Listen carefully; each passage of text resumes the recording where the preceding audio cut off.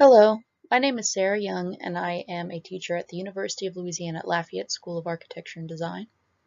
Today I'm going to be talking about writing for resilience, reflective writing as a tool for tackling challenges in the design process. To face the ever-increasing complexity of our world, there's a growing need for resilience. On a grand scale, resilience is needed to face the challenges of climate change and globalization, and at the smallest, most personal scale, students must be taught the skills of resilience in order to spring back, rebound, and successfully adapt in the face of adversity despite exposure to severe stress or simply to the stress that is inherent in today's world. The design process is fraught with stressful situations. When design students encounter the ambiguity inherent in the design process, it can cause stress, anguish, and feelings of inadequacy. However, these difficult experiences of failure, dead ends, and stuckness are often the ones in which our students learn the most about designing. While the anguish that comes with these situations is understandable in the first semester, why so often do these issues continue to plague our students, even worsening over the course of their time in Arch Ed? The student might say to themselves, "I failed," and then think that they are a failure. Or they could instead consider what could be learned from a recent failure. They might get stuck and not know a way forward, which might lead them to think that they're not creative enough for this major. Or they could instead consider strategies for how to get unstuck. When they pull their first all-nighter, do they think that this is just how design works? That they're going to be doomed to stay up all night for 4, 5, 6 years of their degree? Or do they consider what factors cause them to stay up all night and how they might avoid an all-nighter in the future? I'm not posing these questions to blame the students. We all know that our students are so intensely busy that they often don't stop to reflect upon and learn from their experiences in order to avoid future stress, future heartache, and sleepless nights. It's the responsibility of design teachers to teach students to make time for reflection on the design process, not just about the physical products of their work, but on the process of their work, on their work habits, and on their learning strategies. In the design studio, learning how to effectively work through challenges is vital and should be a primary objective. By reflecting on and learning from encountered challenges, students can turn their attention towards the real goal of design education, not to simply design projects, but to learn how to design projects. How can we teach our students the skills of resilience, skills that are crucial in independent professional design practice? Educational psychology, particularly in the realms of metacognition and self-regulated learning, offers some insight into how resilience can be strengthened in the design studio. Metacognition is the awareness of one's own thinking, or the learning about one's own learning. Self-regulation refers to the self-generated thoughts, feelings, and behaviors that are oriented towards attaining goals. Self-regulation requires one to learn to effectively plan towards, work through, and learn from different experiences in education. And learners who exhibit high levels of self-regulation are consistently found to be happier, more academically successful, and more resilient in the face of stress than their peers. Furthermore, self-regulation is a skill that can be taught. By prompting students to think metacognitively and in doing so build habits of mind that will allow them to effectively self-regulate, students can become resilient students and designers. Educational psychologist Barry Zimmerman developed the self-regulated learning model to explain the cycle of thinking demonstrated by self-regulated learners. In the forethought phase, self-regulated learners set goals and strategically plan their approach towards them. Confidence in their abilities, expectations of outcomes, and other factors all contribute to how these goals and plans are set. The performance phase, akin to Shun's concept of reflection in action, requires reflecting on the situation while changes can still be made to affect the outcome. The learner uses self-control to focus their attention, to teach themselves new skills, and to experiment with different ways of doing things. The self-reflection phase is when the learner evaluates outcomes and considers the causes of their successes or failures. As design studio teachers, we use critique to both give feedback and to model the kind of reflection we would like to see from our students.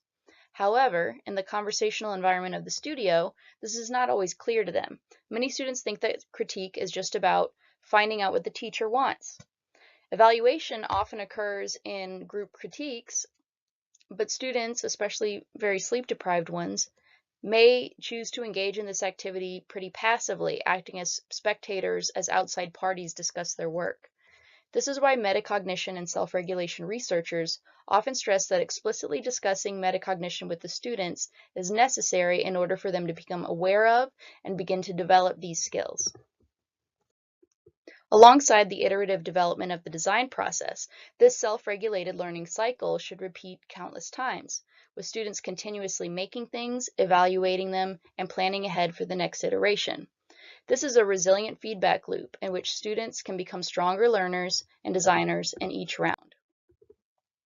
While there are many ways to hold students accountable to doing this metacognitive work, maybe having discussions in class or having your students post on blogs or write a formal essay in which they reflect on a project. In two design studios at the University of Louisiana at Lafayette School of Architecture and Design, we decided to use a reflective journaling exercise to achieve our goals. In the context of the design studio, where sketchbooks and the documentation of process are expected and required, the reflective journal was a logical place for encouraging metacognition. Writing down their thoughts allows students to externalize reflection, making it visible and thus explicitly available for students to reference and for teachers to glean insight from. They also act as an aid for students to clarify their swirling internal dialogue in order to make sense of their thoughts and ideas.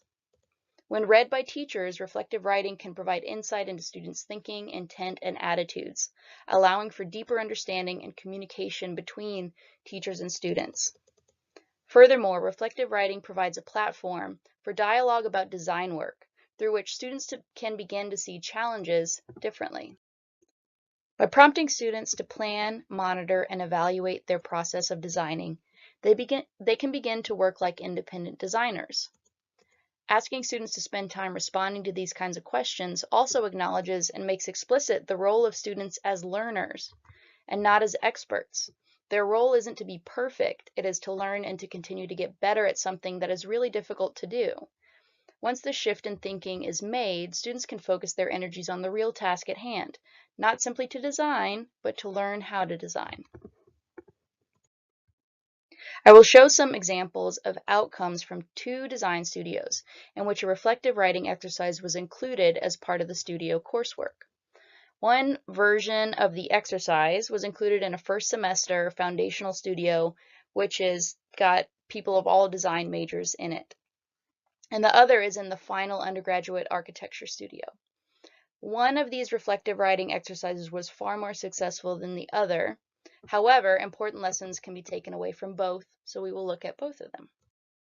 So in this first year project, the goal was for students to choose a word that described their personality and express it externally through a mask. And so here are just a couple of examples to kind of set the context for what you're about to see in their reflective writing examples. So this person chose the word spontaneous to describe their personality, and this is their mask. Disheveled, introverted, warm-hearted.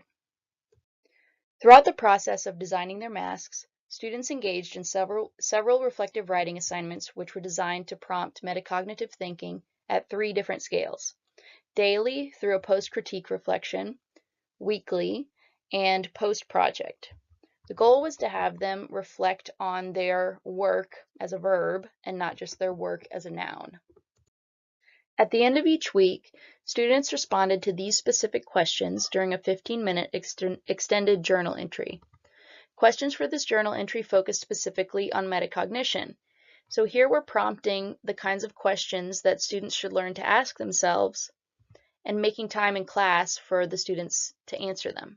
So the hope is that through this practice, they will learn to do this automatically on their own.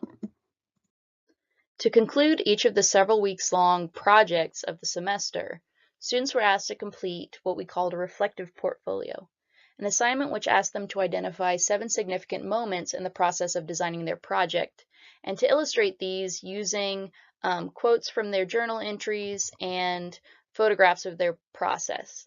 So these 7 significant moments were to be listed chronologically and include at least one example of each of the following: getting stuck, breaking through, experiencing failure, exploring different possibilities, and something that they learned which they thought would be useful in the future. So these categories were specifically chosen to show that challenges are part of everyone's design process, that failure and stuckness are almost inevitable, and that your reaction to these challenges is part of what separates designers from amateurs. So we're going to look at a few examples from the first year. So here's an example of one student who realized he was stuck early on. He says, "At this point, I had a rough idea of what I wanted to do, but I didn't know how to properly implement it in an efficient manner.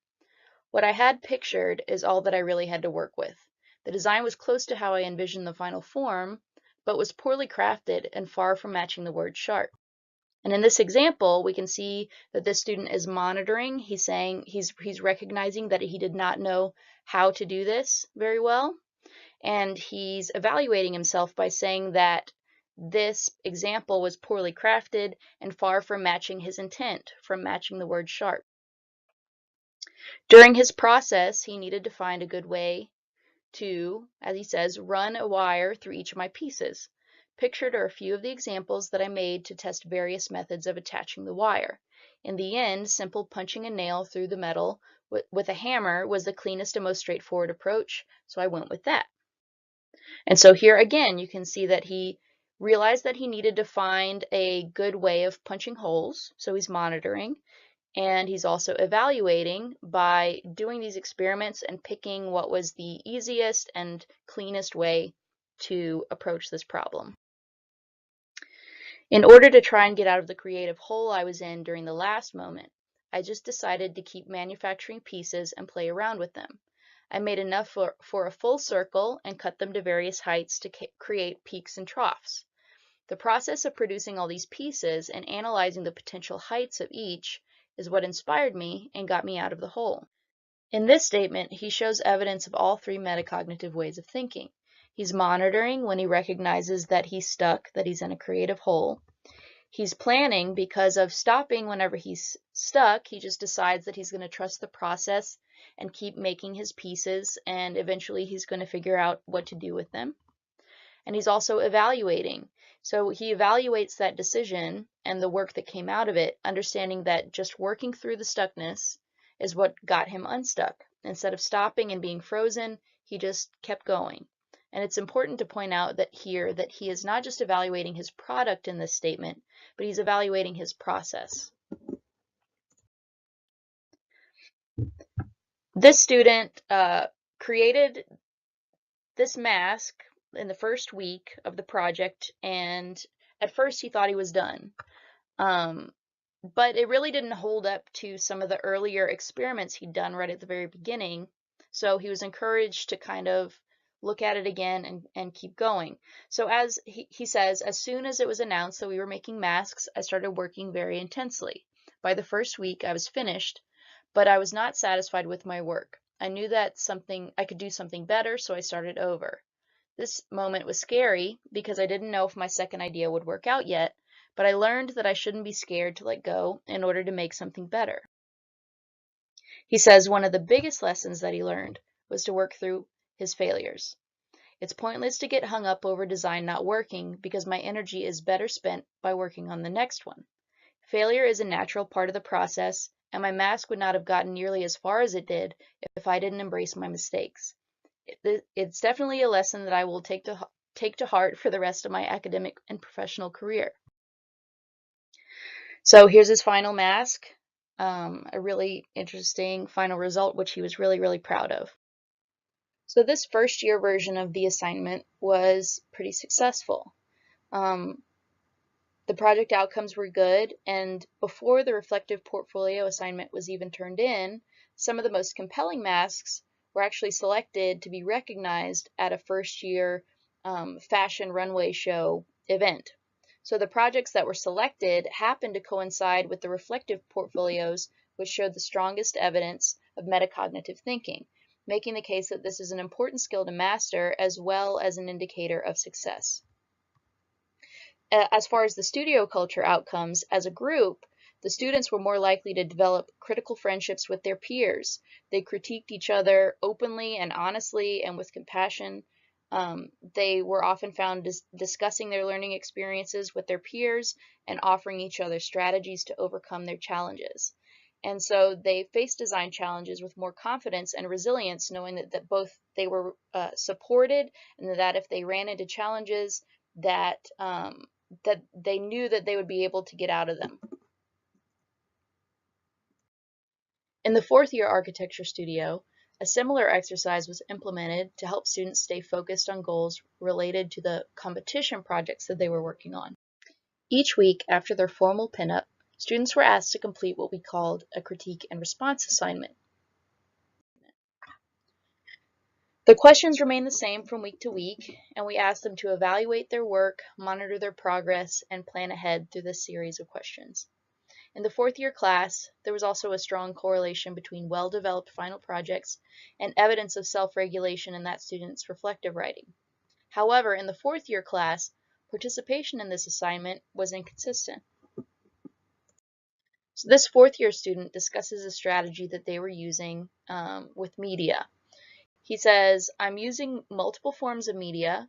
Going back and forth between digital modeling and trace paper drawings have been the major key to my early success in this project. So he's monitoring, he's saying, this is what I'm doing using multiple media, and he's evaluating by saying that this is the reason that he has been successful. He then says, I will begin to trace over my board layouts to generate more ideas while continuing to develop my technical drawings in Revit. So he's making a decision, he's planning ahead to continue to use this strategy, even though it's not for the design of the building itself, it's for the design of the boards. He wants to continue to use this trace paper overlay strategy. And so here you can see the final result of that.